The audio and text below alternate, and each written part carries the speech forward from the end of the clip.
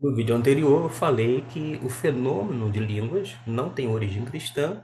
Eu levei um choque na ocasião quando descobri tal coisa, mas a gente observa que o fenômeno de línguas, desta maneira desconhecida, não se limitou a séculos antes de Cristo, mas vai ainda se perdurar em alguns momentos na história. Por exemplo, no século segundo, surgiu um homem chamado Montano, da onde surgiu o movimento montanista, que verificou-se que após a morte dos apóstolos, aqueles dons, eu vou dizer assim, espirituais, foram perdendo-se, ou seja, foram deixados de haver entre as igrejas, porque podemos dizer que o espírito profético vai murchando no segundo e terceiro século, e este homem chamado Montano, ele tenta retornar ao cristianismo apostólico e, inclusive, vai se unir, a duas mulheres chamadas Priscila e Maximila para poder fazer uma comunidade, viver numa comunidade onde seria uma comunidade do Espírito. Aliás, a vida de Montano é bastante complexa e muito difícil por conta da sua atitude. Ele se considera o paráclito, isto mesmo. Ele se considera o tal e acha que vai, vou dizer assim, construir algo realmente bem superior àquela proposta das igrejas cristãs da época. Para se ter uma ideia, estas duas mulheres, Priscila e Maximila, elas deixaram literalmente os seus esposos respectivos e os seus filhos, abandonaram as suas famílias para poder seguir este homem chamado Montano. Algumas pessoas na história vai ficar do lado de Montano, dizendo, não, Montano era um homem espiritual, mas como assim espiritual? Um homem que acaba induzindo literalmente a essas duas mulheres a abandonarem suas famílias para formar uma comunidade, entre aspas, do espírito. Um homem que, claro, dentro desse movimento, consistia em muita profecia, muita glossolalia, isto é, em falar em línguas desconhecidas, mas tem uma informação importante. A igreja cristã condenou, literalmente na época, Montano. Ou seja, Montano foi, digamos assim, excomungado da igreja cristã, porque a igreja oficial não reconhecia que aquela atuação de Montano era vinda do Espírito Santo de Deus. Mas a gente vai ter pessoas que são favoráveis a Montano, achando que é obra do Espírito, quando outras pessoas vão achar o contrário. Mas, repito, a igreja cristã da época condenou as práticas de Montano. Tem um homem, inclusive, que foi um dos pais da igreja, chamado Tertuliano, ele que cunhou pela primeira vez o termo Trindade, ele vai aderir ao movimento montanista. E algumas pessoas vão citar esse fato tentando legitimar o movimento de Montano. Mas quando a gente lê a história completa, a história toda, a gente vai observar que Tertuliano, no final da sua vida, vai abandonar o movimento, provavelmente descontente com várias práticas existentes e em desacordo com as doutrinas montanistas. Agora tem uma informação muito preciosa. Vocês lembram que no primeiro vídeo eu falei que havia cultos pagãos que falavam em línguas estranhas, isto é, desconhecidas? Pois bem, Montano tem uma tese, inclusive, de doutorado, que mostra que Montano fazia parte anteriormente como sacerdote de um culto a uma divindade, a deusa Cibele. Ele era sacerdote do culto da deusa Cibele. E a deusa Cibele, vou dizer assim, possuía os seus adoradores, os cultuantes, e faziam com que os tais falassem em línguas estranhas, ou seja, línguas desconhecidas, as quais as pessoas ouviam e não entendiam.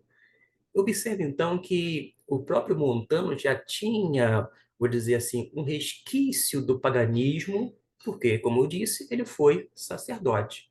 E ele projeta esse mesmo fenômeno para dentro do chamado cristianismo, vou colocar entre aspas, até porque ele foi excomungado, não foi reconhecido como as suas doutrinas, as suas práticas como legítimas pela igreja da época, embora, de repente, alguns hoje em dia vão dizer, não, mas eu discordo daquela igreja de então.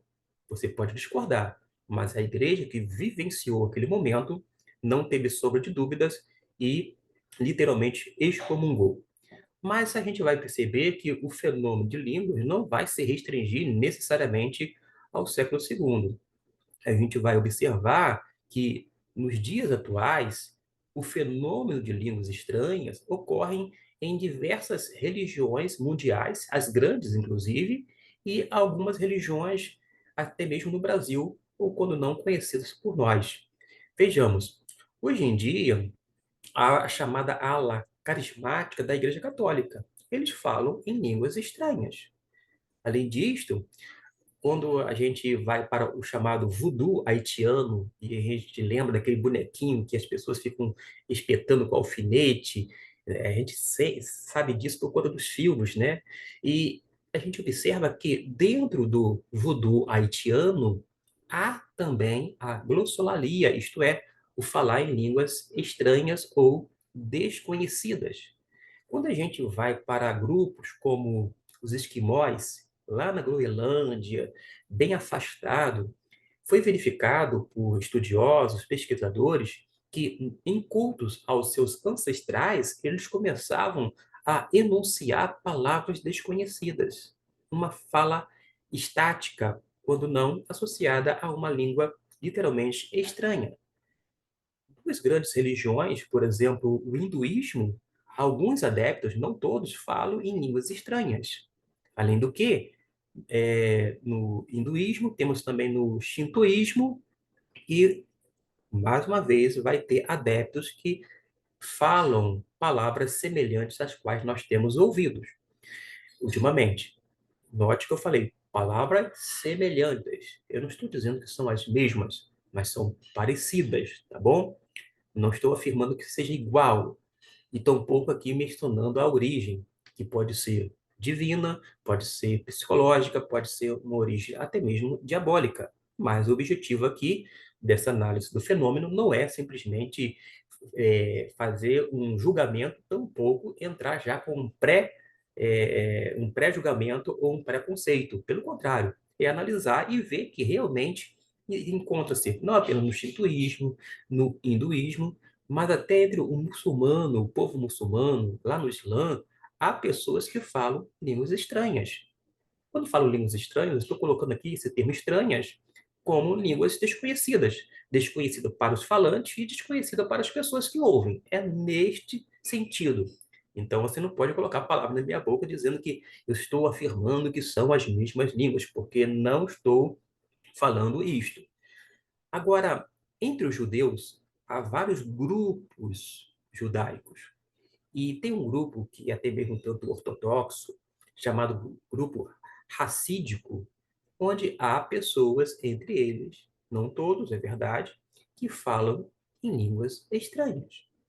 No chamado baixo espiritismo, no Brasil, ou até mesmo no alto espiritismo, são categorias que as pessoas colocam, a gente verifica línguas estranhas. Percebeu que o fenômeno de línguas estranhas, além de não ter origem dentro do cristianismo, ele está presente nas grandes religiões mundiais, inclusive em alguns grupos bastante conhecidos, quer no Brasil, quer em outros lugares.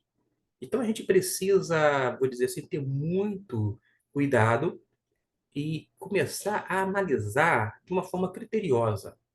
Tem pessoas que, quando a gente fala algo dessa natureza, já desliga o vídeo, não quero saber, taxa-me como um incrédulo, ou ainda vai me rotular como uma pessoa fria, que não teme a Deus. Eu não estou associando uma coisa com a outra, pelo contrário, eu estou apenas narrando, dando informações, e depois eu vou, inclusive, em vídeos posteriores, dar mais detalhes sobre onde acontecia esses fenômenos e como se dava e etc e tal. Por enquanto, fiquemos com essas informações e até no nosso próximo vídeo sobre o fenômeno de línguas.